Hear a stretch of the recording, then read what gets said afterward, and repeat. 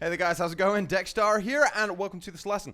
We are looking at a groove in 7/8 time. If you're new to odd time signatures, they're wonderful. Okay, it just makes you think, oh man, it's like math and counting and all of that wonderful stuff. But actually, it's more about music and sound and just kind of complex rhythms which just satisfy your soul, but also kind of don't feel good at the same time. They're kind of weird. So when you were listening to that groove at the beginning there, was anyone kind of going, like, what? It's just kind of...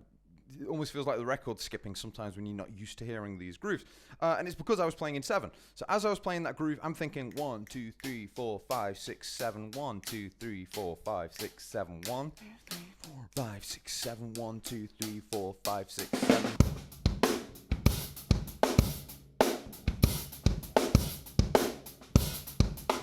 So you can see you've got that kind of vibe going on. And when you hear that, it kind of starts to make sense, but still, you're expecting that last note to kind of add up to 8, which puts it in 4/4. But it's a good challenge as a drummer, and then there are multiple songs out there that do have these odd signatures. The beauty is, a lot of the time, you don't realize, because it's just...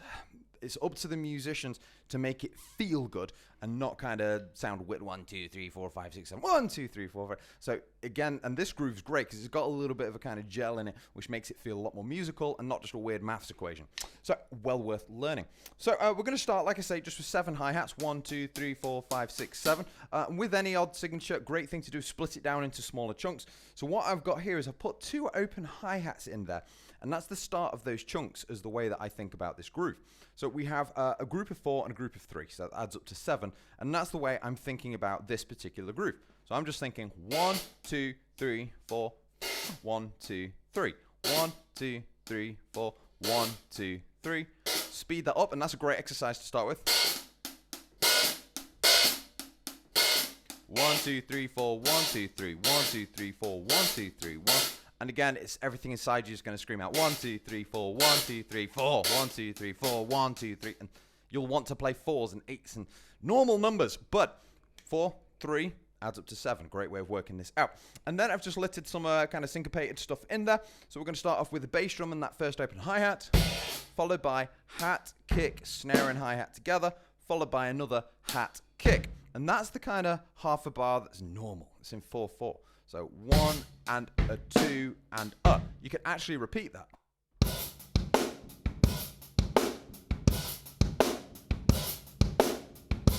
And you can see that's just a normal groove.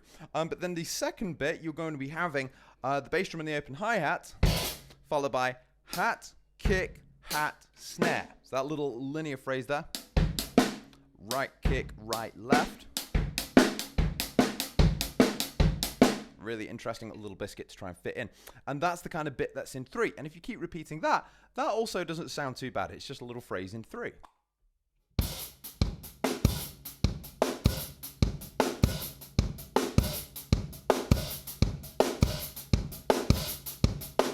can see all in all, it's not too bad. So 1, 2, 3, 1, 2, 3, 1, 2, 3, 1. And then all you're doing is putting the 4 and the 3 together. And then your brain kind of steps in and goes, whoa, no. Ugh. Sorry, but you've got to go, no, this is what we do now.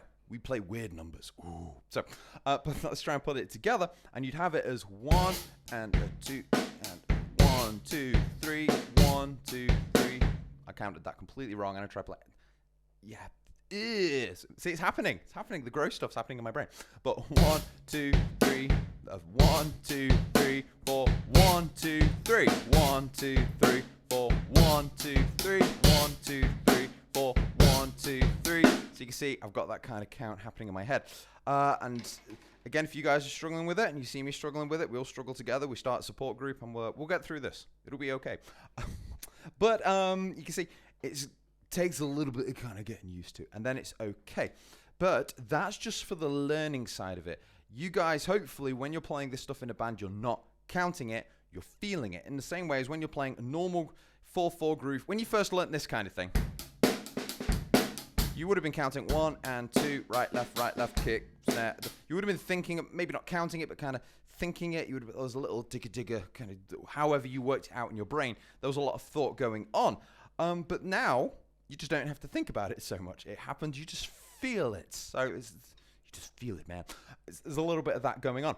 And that's what's happening here. So after just not a lot of practice, but just a bit. 1, 2, 3, 4, 1, 2, 3, 1, 2. Eventually that was become boom do ga do boo do ga boo do ga do boo do ga, and you'll just be in your own world. Everyone will think you're weird, and it's fine because we're drummers and we're all weird. So anyway, but this all comes together, and you've got yourself a groove in 7/8. And again, 7 notes in a bar. The 8th note is the name. There's 7/8 notes, okay?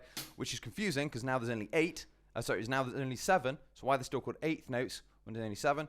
I don't know. Ask the Italians. Anyway, let's put this back together because of classical music and that kind of thing. I think that's where odd signatures came from. I don't know. So the Indian rhythms, they're... we had a guy come to our college when I was doing my music degree, and it was this guy came in and tried explaining all these fascinating complex rhythm, and it was just absolutely amazing.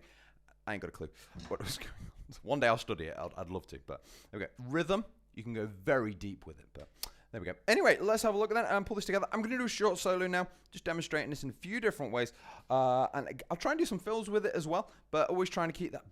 Got 1, 2, 3, 4, 5, 6, 7, 1, 2, 3. I'm trying to accentuate that 1 if you can, just helps you get through it. But then after a while, the whole goal is to kind of glaze over that so it doesn't feel like an odd signature and it just feels like music and rhythm. So let's see how this goes.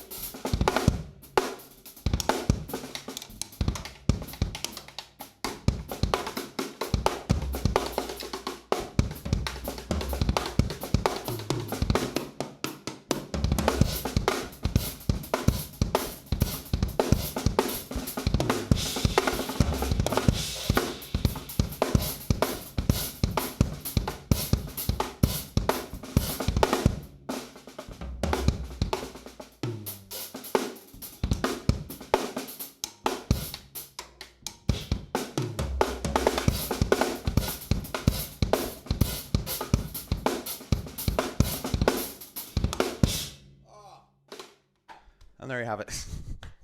Really, really great fun. Because I used to watch guys playing in 7. I'd just be like, I haven't got a clue what's going on, but it sounds awesome. And then you learn to play it and you're like, I kind of have a clue what's going on. It sounds awesome. And then after a while, you start to understand it. And it's like, I have a clue. And it's still awesome. Odd signatures. Okay, but while you're learning it, a lot of the time, pain, hurting, ow, brain, So a lot of that happens during odd signatures as well. But I hope you guys have enjoyed this groove anyway, and my little meltdown about odd time. Anyway, you guys take care of yourselves. I hope you've enjoyed this lesson. I'll see you soon.